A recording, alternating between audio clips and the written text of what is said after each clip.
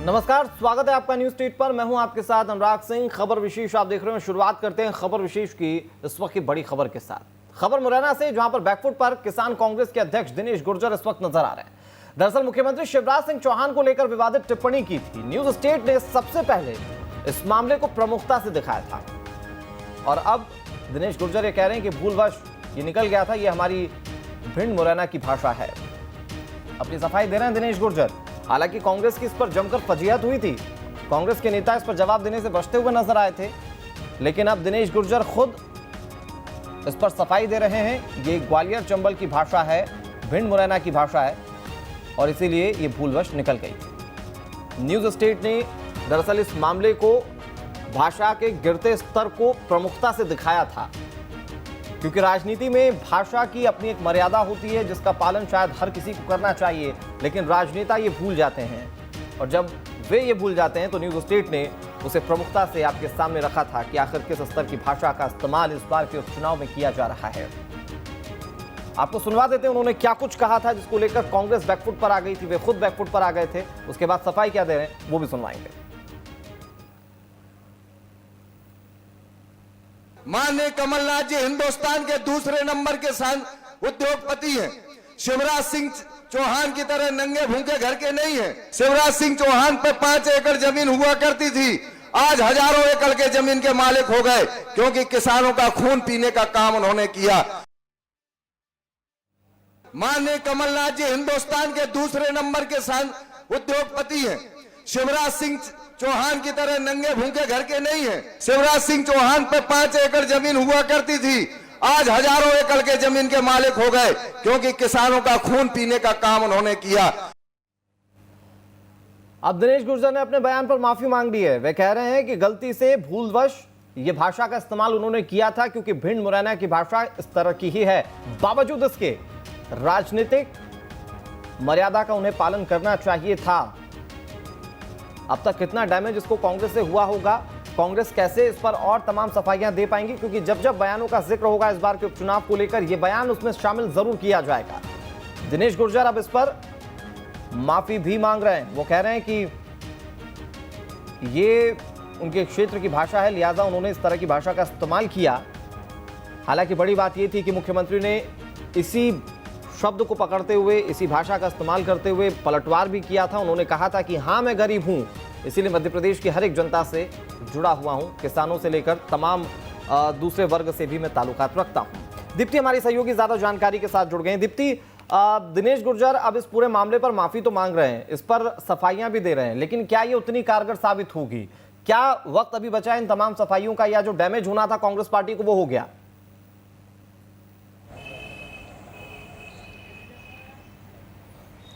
बिल्कुल, अब जो डैमेज होना था वो हो चुका है अनुराग, क्योंकि अब बहुत दिन बीत गए हैं, कम से कम 2 दिन बीत चुके हैं इस पूरे स्टेटमेंट को। और उसमें सबसे बड़ी बात यह है कि किसान कांग्रेस के जो अध्यक्ष हैं दिनेश गुर्जर ने, उन्होंने बयान तो दिया, लेकिन उसके बाद कांग्रेस संगठन की ओर से, पूर्व मुख्यमंत्री कमलनाथ की ओर से, या कहें कि पीसीसी अध्यक्ष की ओर से किसी तरह का एक्शन नहीं लिया गया। कांग्रेस ने उस पर कहीं पर कोई सफाई नहीं दी। कांग्रेस की तरफ से बचाव में जरूर प्रवक्ताओं के बयान आए थे, जिसमें सिर्फ ये आए थे कि उनके कहने का मतलब क्या था और इस तरह की भाषा नहीं होनी चाहिए।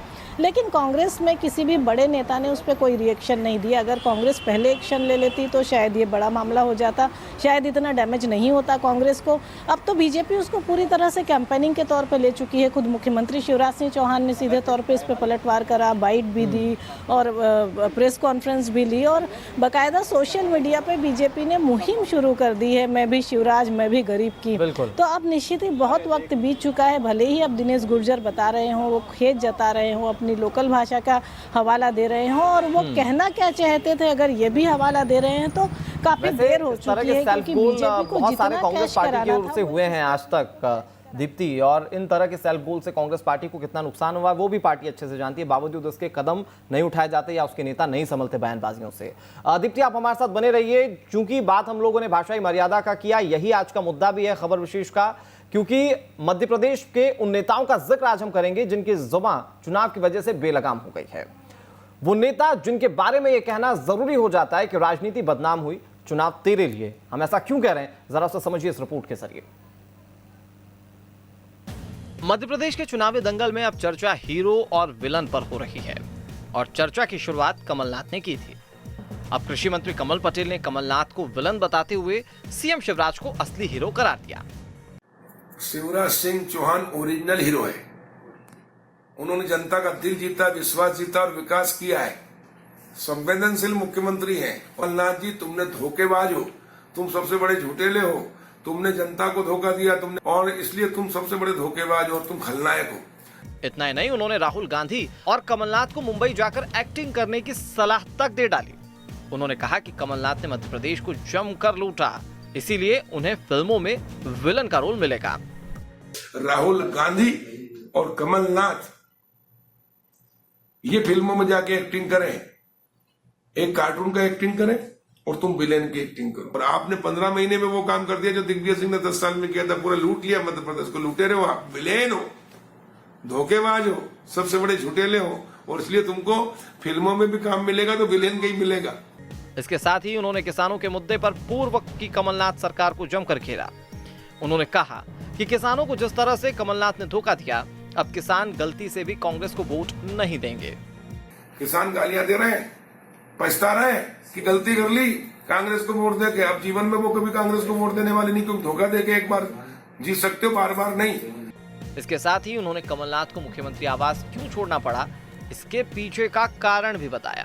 ग्राम पंचायतों में शिवराज जी ने भजन मंडली के दिए थे, वो भी वापस बुला के आपने मुख्यमंत्री निवास बनाया, और इसलिए बददुआएं लगी महिलाओं की, भजन भक्तों की, और इसलिए तुम मुख्यमंत्री निवास से बाहर होकर सड़क पे आ गए। उपचुनाव के T20 में बयानों के बाउंसर लगातार फेंके जा रहे हैं। कमलनाथ ने चुनावी सियासत में सिनेमा का तड़का लगाकर ट्रेलर दिखाया, तो अब बीजेपी ने कमलनाथ के बाउंसर के जवाब में गूगली फेंकी है। देखना है कांग्रेस की तरफ से इसका क्या जवाब आता है। भोपाल से जितेंद्र शर्मा के साथ टीम न्यूज स्टेट। सवाल यह कि राजनेताओं को आखिर सिनेमाई हीरो या विलन बनना क्यों है? जनता के बीच में आखिर हीरो बनने की कोशिश क्यों नहीं की जा रही? और क्या अगर हीरो बनने की कोशिश की जा रही तो वो बयानों से संभव है? जानने की कोशिश करेंगे। रविंद्र दुबे हमारे साथ जुड़ गए हैं, जो कि वरिष्ठ पत्रकार हैं और पॉलिटिकल एनालिसिस्ट के तौर पर हमारे साथ जुड़े हुए हैं। इसके अलावा राम पांडे जी हमारे साथ जुड़ गए हैं, कांग्रेस पार्टी के नेता हैं। तपन तोमर जी हमारे साथ जुड़ गए हैं, जो कि भारतीय जनता पार्टी के प्रवक्ता है, मुखर प्रवक्ता हैं। और साथ ही साथ दीप्ति हमारी सहयोगी लगातार हमारे साथ बनी हुई है भोपाल से। सभी मेहमानों का बहुत बहुत स्वागत है। शुरुआत तपन तोमर जी आप ही से कर लेते हैं, क्योंकि कमल पटेल ये कह रहे हैं कि असली हीरो शिवराज सिंह चौहान है, विलन जो है वो कमलनाथ है। कमलनाथ उससे पहले अपने आप को हीरो बता रहे थे, वो अपनी जवानी की भी बात कह रहे थे। लेकिन सवाल दरअसल यही है कि आखिर क्यों अपने मुंह से ही हीरो बनना है, सिनेमाई हीरो क्यों बनना है? अगर कोई हीरो है या विलन है वो तो जनता तय कर लेगी। चुनाव में शायद नतीजों से भी पता चल जाएगा कौन हीरो साबित हुआ, कौन विलन। नहीं अनुराग जी, बिल्कुल आपने सही कहा। लेकिन अगर आप ये बात का ध्यान रखें कि कांग्रेस नेताओं की तरह जिस तरह से न्यूनतम नीचता शब्द को लेकर के प्रधानमंत्री जी को जिस तरह से टारगेट किया गया था जब लोकसभा के चुनाव हुए थे, तो उसमें मणिशंकर अय्यर जी ने प्रधानमंत्री जी को नीच कहकर के कहा था कि तू चाय बेचने वाला है तो जाकर के चाय बेच। स्वाभाविक है कि भारत देश एक सर्वधर्म समभाव वाला और सभी वर्ग के लोगों को साथ लेकर के चलने वाला देश है, जहां पर गरीब भी हैं, अमीर भी हैं और मध्यम वर्गीय परिवार के लोग भी हैं। लेकिन कांग्रेस की ये परिपाटी रही है कि जब से भारत स्वतंत्र हुआ है तब से उनको लगता है कि स्वतंत्रता के बाद सत्ता हो, चाहे संगठन हो, चाहे सरकार हो, चाहे समृद्धि हो, चाहे संपत्ति हो, उन सभी पर उनका बपौती है, उनका अधिकार है। ऐसी परिस्थितियों में ये लोग दूसरे नेताओं को जो जमीन से उठ करके ऊपर आए और उन्होंने देश की सेवा की और देश के संकल्प के लिए लगातार आगे बढ़े, तो उनको लगता है कि ये कैसे बन गए, ये तो हमारी बपौती है। उसको लेकर के इनके जिस तरह से अनर गलर बयान आते हैं, स्वाभाविक है कि उस क्रिया पर प्रतिक्रिया होती है और उस प्रतिक्रिया के अंतर्गत इस तरह के विषय सामने आते हैं। और रही बात एक्टर की, तो ये कमलनाथ जी ने कहा शिवराज जी को, उसके ऊपर तो स्वाभाविक है, जब अगर आप एक्टर कह रहे हैं सामने वाले को, अगर राजनीति में रहते हुए, इस बात का जवाब दीजिएगा कि देखिए आप या कांग्रेस की भी बात कर लीजिए, आपकी भी बात कर लीजिए कि वो एक्शन हुआ तो इसलिए रिएक्शन किया। तो हर राजनीतिक पार्टी की विचारधारा और काम करने का तरीका अलग है ना। वो अगर मुद्दों को जोड़ेंगे और अगर बेजा मुद्दों को जोड़ेंगे तो क्या आप उसमें जुड़ जाएंगे? क्या उस तरह की राजनीति आप कर लेंगे? नहीं देखिए, जमीन पर काम करने का सवाल है तो भारतीय जनता पार्टी की सरकार काम कर रही है और ये सबको विदित है। 15 साल की सरकार और वर्सेस 15 महीने की कांग्रेस की सरकार, इसमें क्या अंतर है मध्य प्रदेश की जनता स्वयं ही समझ गई थी उन 15 महीनों में किस तरह का हाहाकार हुआ था। लेकिन अगर आप ही सामने वाले को एक्टर कह रहे हैं तो स्वाभाविक है कि आप किस रोल में हैं आप तो स्वयं तय कर लीजिए। ठीक है, आप स्वयं अगर आप राजनीतिक लोगों को जो देश मेरे ख्याल से पूरे देश भर में बड़ी संख्या में सिनेमा घर हैं, बड़े बड़े एक्टर एक्ट्रेस हैं जिनके ऊपर फिल्म बनती है, पूरा देश देखता है। तो आप लोग पॉलिटिकल फिल्म दिखाने की कोशिश क्यों कर रहे हैं? मध्य प्रदेश के उपचुनाव में इसका जिक्र क्यों हो रहा है? कमलनाथ ने शुरुआत की थी, भारतीय जनता पार्टी आगे बढ़ा रही है।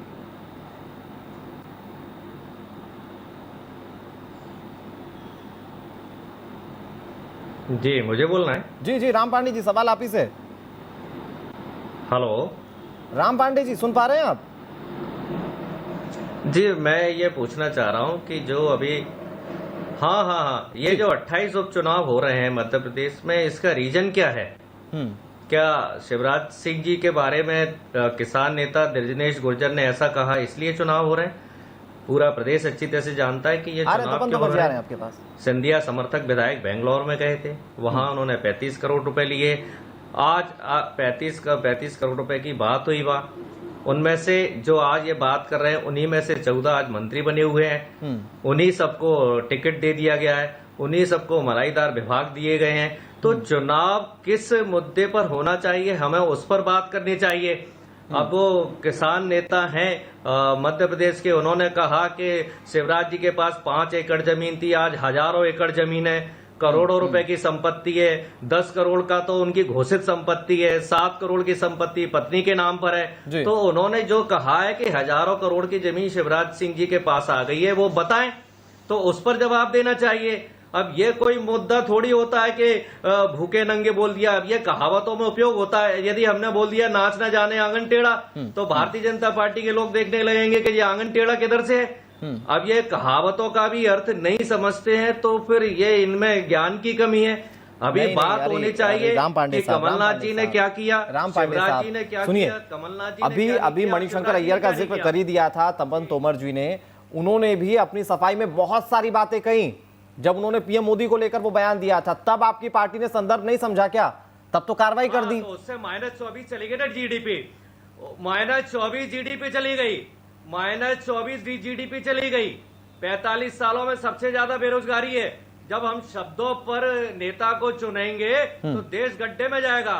आप देख रहे हैं ना, नोटबंदी फेल, सुनिए सर, आप ही के नेता, आप ही के बड़े नेता मध्य प्रदेश में ये कहते हैं कि मैं जब बोलता हूं तो उसका उल्टा ही हो जाता है। तो मुझे तो बताने की जरूरत नहीं है कि आखिर किसके शब्दों पर कितना क्या रिएक्शन होता है। तपन तोमर जी जवाब देना चाह रही है, बहुत संक्षेप में जवाब दे दीजिए, उसके बाद एक बड़ी खबर का रुख करेंगे। तपन तोमर जी जवाब दे दीजिए राम पांडे को। केंद्रित होना चाहिए कि डेवलपमेंट कौन कर सकता है। देखिए चुनाव डेवलपमेंट पर होना चाहिए कि डेवलपमेंट कौन कर सकता है। राम जी, आपकी सरकार 15 महीने रही, आप क्या कर रहे थे?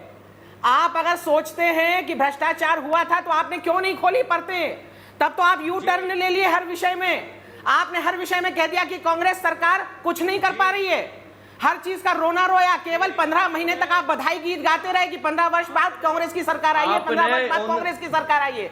रही बात सिंधिया जी के विधायक अगर बेंगलुरु गए थे, नहीं सुन लीजिए आप, अगर 15 महीने अगर सिंधिया जी के विधायक बेंगलुरु गए थे तो आपके विधायक कहां गए थे? आप लोगों में इतनी भी हिम्मत नहीं थी कि मध्य प्रदेश में आपकी सरकार होते हुए भी आपके विधायक मध्य प्रदेश में रहे, वो राजस्थान गए थे। अरे शर्म करिए आप लोग कि आप लोगों ने किस तरह से परिस्थितियां बना दी कि एक चुने हुए जनप्रतिनिधि जो अपने क्षेत्र में काम कराना चाहते थे, लेकिन कमलनाथ जी ने उनको कभी भी अहमियत नहीं दी। केवल छिंदवाड़ा के मुख्यमंत्री थे कमलनाथ जी, और उन्होंने उनको एक बड़ी खबर आ रही है, बड़ी खबर का रुख करने के बाद आगाह करने के बाद उसके बाद रविंद्र जी का और फिर दीप्ति का भी रुख करेंगे। लेकिन बड़ी खबर दरअसल छत्तीसगढ़ के मरवाई उपचुनाव को लेकर है। यहां पर भी उपचुनाव का दंगल है, लेकिन एक सीट पर होना, और ये एक सीट इतनी दिलचस्प है कि वहां पर हर राजनीतिक पार्टी अपने अपने तरीके से जोर आजमाइश कर रही है।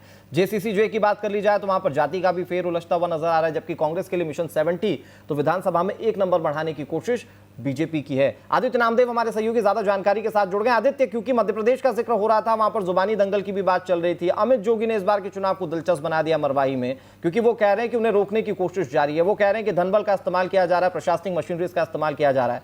क्या स्थिति मरवाही के उपचुनाव को लेकर है?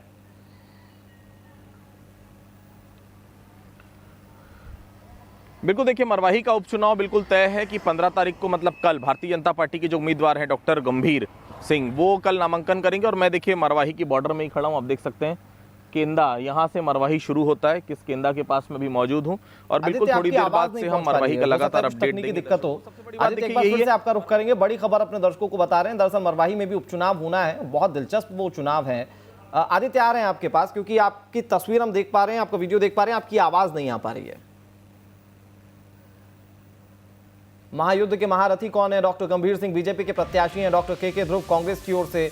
और खबर है जेसीसी अमित जोगी को चुनावी मैदान में उतार रही है। लेकिन अगर अमित जोगी या जोगी परिवार से कोई प्रत्याशी मैदान में है, त्रिकोणीय मुकाबला माना जा रहा है। लेकिन अगर अमित जोगी इस बार के मैदान में नहीं उतरते हैं, क्योंकि कहा जा रहा है कि उनकी जाति को लेकर पेंच फंसा हुआ है। हालांकि उन्होंने ये भी कहा कि ये जानबूझकर सरकार की ओर से रोकने की कोशिश है। उन्होंने ये भी कहा कि जादू टोने तक का इस्तेमाल किया जा रहा है। उन्होंने ये भी कहा कि प्रशासनिक मशीनरी का इस्तेमाल करते हुए साड़ी और पैसे बंटवाए जा रहे हैं। ऐसे में दिलचस्प हो चुका है चुनाव। आदित्य नामदेव हमारे सहयोगी लगातार हमारे साथ जुड़े हुए हैं। आदित्य, जो जानकारी दे रहे थे प्लीज कंटिन्यू कीजिए। हेलो। बिल्कुल, देखिए आपको बताना चाहूंगा मरवाही का उपचुनाव बहुत महत्वपूर्ण है। मरवाही में अगर मैं बात करूं तो कल डॉक्टर गंभीर वो नामांकन भरेंगे और परसों जो है जेसीसी के जो प्रदेश अध्यक्ष हैं अमित जोगी वो और जो डॉक्टर के ध्रुव हैं, ये दोनों नामांकन भरेंगे। कांग्रेस और जनता कांग्रेस का परसों बड़ा प्रदर्शन है। ठीक है आदित्य, आपकी आवाज़ हम तक ठीक तरीके से नहीं आ पा रही, तकनीकी खराबी, जिसे हम दुरुस्त करके आपके पास वापस लौटेंगे। लेकिन बात मध्य प्रदेश की हो रही है और बात उसी भाषाई स्तर को लेकर है। रविंद्र दुबे जी, क्योंकि मध्य प्रदेश की राजनीति को आप बहुत करीब से देख रहे हैं और पहले भी ये कई मर्तबा ये देखने को मिला है कि इस तरह के बयानों से पॉलिटिकल पार्टियों को खुद नुकसान उठाना पड़ा है। फिर भी दिनेश गुर्जर जैसे नेता जो है वो बयान दे देते हैं। क्या पॉलिटिकल पार्टियां ये समझ नहीं पाती कि इसके कॉन्सिक्वेंसेस क्या हैं? कैसे आम जनता उनसे कनेक्ट करेगी या क्या उसके ड्रॉबैक्स हो सकते हैं?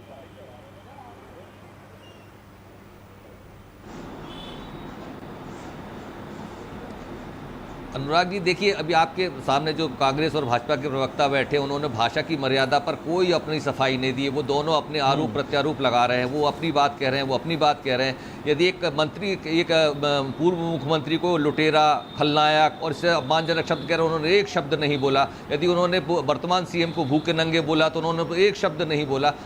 मेरा ऐसा मानना है कि दोनों राजनीतिक दल जो इश्यूज़ हैं उसको भटकाने के लिए इस तरह की भाषा का उपयोग करते हैं, जिससे जनता भटकी रहे। वो अपने इशारे पर अपने मतदाताओं को भटकाते रहें, लोकल चुनाव के आधार पर वोटिंग कराएं और इससे जो रियल इश्यूज़ हैं वो भटक जाएं।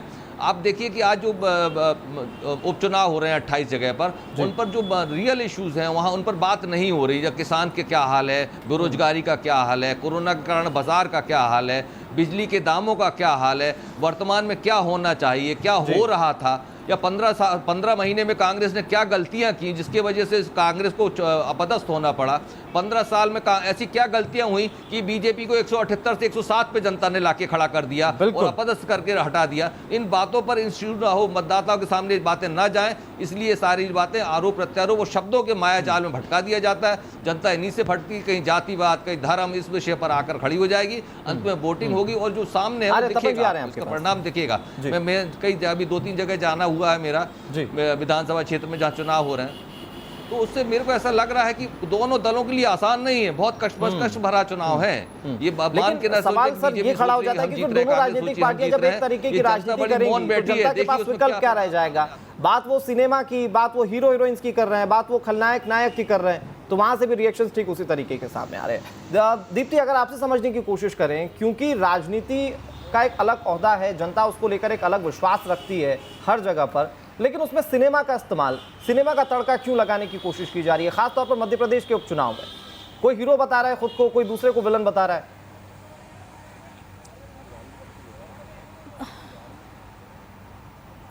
अब देखिए मध्य प्रदेश के जो ये उपचुनाव हैं ये बहुत दिलचस्प भी हैं, लेकिन सबसे बड़ी बात ये है अनुराग कि अब किसी के पास कुछ बोलने की बहुत स्थितियां नहीं हैं। पहले पार्टियां कहती थी कि वो विचारधाराओं के आधार पर बटी हुई हैं, कौन कौन सी विचारधारा मानता है, किसने कौन से काम किए। लेकिन अब हालात ये है कि मध्य प्रदेश में जिस तरीके से एक सरकार गिरी है, दूसरी सरकार बनी है, तो लगभग सब एक ही स्थिति में दिखाई दे रहे हैं। और इस चुनाव की स्थितियां तो कुछ ऐसी हो गई हैं कि बयानबाजी की या कहें कि बदजुबानी में सब एक दूसरे की होड़ में लगे हुए हैं कि कौन किससे आगे निकल रहा है। और उससे बड़ी बात यह है कि किस स्तर के नेता किस स्तर पर क्या कमेंट कर रहे हैं ये भी नहीं पता, बस विरोधी देखते हैं और बयानबाजी शुरू हो जाती है, आरोप प्रत्यारोप शुरू हो जाता है। सोशल मीडिया पे एक तरफ से अलग चुनाव चल रहे हैं, दूसरी तरफ मैदानी स्तर पे अलग है, जनता कुछ अलग सोच रही है। तो सोशल मीडिया के चलते भी काफ़ी हद तक चुनाव की ये स्थितियां बनी हैं, क्योंकि सोशल मीडिया पे जब आरोप प्रत्यारोप के दौर शुरू होते हैं तो उसके बाद वो राजनीतिक सभाओं और मंचों तक पहुंच गए, वहां से नेताओं ने जवाब देना शुरू कर दिया, फिर उसके बाद ये सिलसिला लगातार चल गया। और इन सब के पीछे की वजह सिर्फ ये है कि मुद्दों की बात कोई नहीं करना चाहता, मुद्दों की कहानी कोई नहीं कहना चाहता। जिस बात का जिक्र आपने किया, जिस बात का जिक्र रविंद्र जी ने किया, देखिए उस तरह की राजनीति को कैसे आगे बढ़ाया जा रहा है। बड़ी खबर है, अशोकनगर में दरअसल पूर्व सीएम कमलनाथ का बयान सामने आया। उन्होंने कहा मैं महाराजा नहीं हूं, कोई मेरा गुलाम नहीं है, मैं मामा नहीं हूं, मैं अपनी जेब में नारियल नहीं रखता, मैं झूठ नहीं बोलता, मैं कभी चाय नहीं बेची, मैं तो कमलनाथ हूं। मैंने मध्य प्रदेश का सबसे बड़ा हनुमान मंदिर बनवाया है। तो बयानबाजी का सिलसिला एक कदम और आगे बढ़ता हुआ, क्या कहा यहां पर कमलनाथ ने, वो सुना देते हैं आपको। मैं महाराजा नहीं हूं, कोई मेरा गुलाम नहीं है, मैं मामा नहीं हूं, मैं अपनी जेब में नारियल नहीं रखता, मैं घोषणाएं नहीं करता और मैं झूठ नहीं बोलता, मैंने कभी चाय नहीं बेची,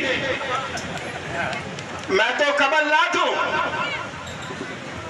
मैंने कुत्ते की समाधि नहीं बनाई, मैंने तो मध्य प्रदेश का सबसे बड़ा मंदिर हनुमान मंदिर छिंदवाड़ा में बनाया है। मैं महाराजा नहीं हूं, कोई मेरा गुलाम नहीं है, मैं मामा नहीं हूं, मैं अपनी जेब में नारियल नहीं रखता, मैं घोषणाएं नहीं करता और मैं झूठ नहीं बोलता, मैंने कभी चाय नहीं बेची, मैं तो कमलनाथ हूं। मैंने कुत्ते की समाधि नहीं बनाई, मैंने तो मध्य प्रदेश का सबसे बड़ा मंदिर हनुमान मंदिर छिंदवाड़ा में बनाया है। हनुमान मंदिर का जिक्र भी किया। उन्होंने कहा कि मैं मामा नहीं हूं, मैं तमाम दूसरे तरीके से वैसा बिल्कुल नहीं दिखता है, जैसे चाय बेचने वाली बात हो या तमाम दूसरी तरीके की चीजें हो। लेकिन राम पांडे साहब अभी जिस चीज का हम जिक्र कर रहे थे, देखिए वो बयानों की जो श्रृंखला है वो आगे बढ़ गई है। कमलनाथ ने चाय को लेकर कह दिया, मामा को लेकर कह दिया, उन्होंने ये भी कह दिया कि मैं उद्योगपति नहीं हूं। यहां पर सवाल ये उठता है कि जब 15 महीने में आपने बहुत अच्छा काम किया था और उसी के दम पर एक बार फिर से सत्ता में वापस लौटने की बात आप लोग कर रहे हैं, तो बयानों का सहारा क्यों लेना पड़ रहा है, वो भी बयान जो कि इतने तर्कसंगत नजर नहीं आते इस बार के चुनाव को लेकर।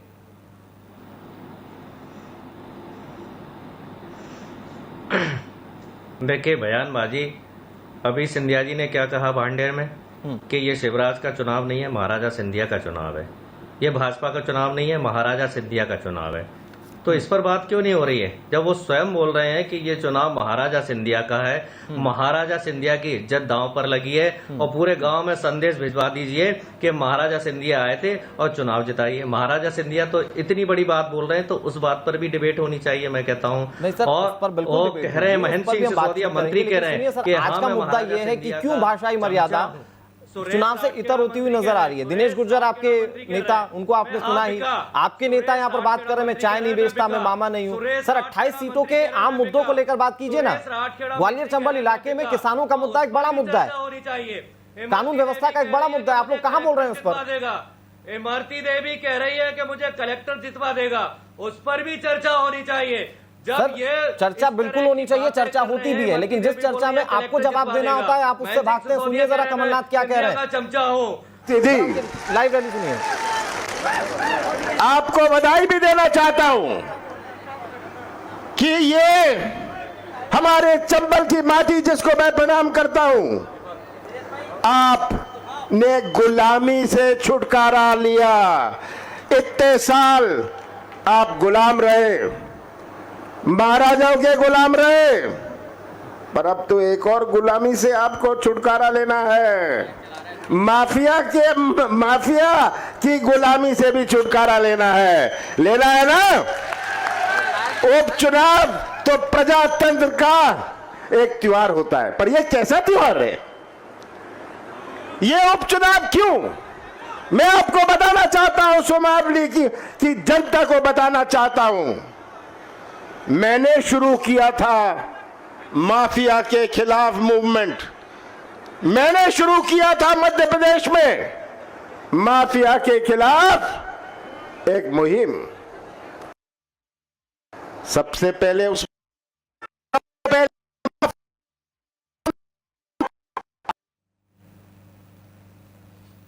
दरअसल सुमावली से आप पूर्व मुख्यमंत्री कमलनाथ को आप सुन रहे थे। एक टीस सी नजर आती है उनकी बातों में। इस उपचुनाव को लेकर वे बार बार अलग अलग सभाओं से सवाल पूछ रहे हैं कि क्यों ये उपचुनाव हो रहा है। जरा आगे सुनिए कि वे क्या कुछ कह रहे हैं। सबसे पहले एदल सिंह कंसाना फंसने वाले थे, इसलिए ये तय किया, इसलिए ये सौदा किया। अरे भाई, छोटा सौदा तो छिप जाता है, बड़ा सौदा छिपता नहीं है। आप सब समझदार हैं किस प्रकार सौदे से बोली बोल के ये सरकार बनाई गई। प्रजातंत्र और संविधान के साथ किस प्रकार खिलवाड़ किया गया। संविधान बाबा साहब अंबेडकर ने हमें दिया था।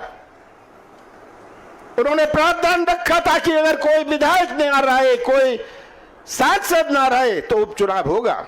बाबा साहब अंबेडकर ने कभी नहीं सोचा था, बाबा साहब अंबेडकर ने कभी नहीं सोचा था कि अपने देश में ऐसी भी राजनीति, ऐसी भी बिकाऊ राजनीति आएगी जहां सौदा हो जाएगा, बिक जाएंगे लोग। ऐसी अनैतिक राजनीति नहीं आएगी, इसका कोई प्रावधान नहीं था। तो आज हमें इसी संविधान की रक्षा करनी है। यह संविधान हमारे बुजुर्गों ने तो जीवन काट लिया। यह संविधान तो हमारे यहाँ नौजवान आए हैं, यही नौजवानों के लिए संविधान है। यही संविधान हमारे नौजवानों की रक्षा करेगा। आज इसकी रक्षा करनी है।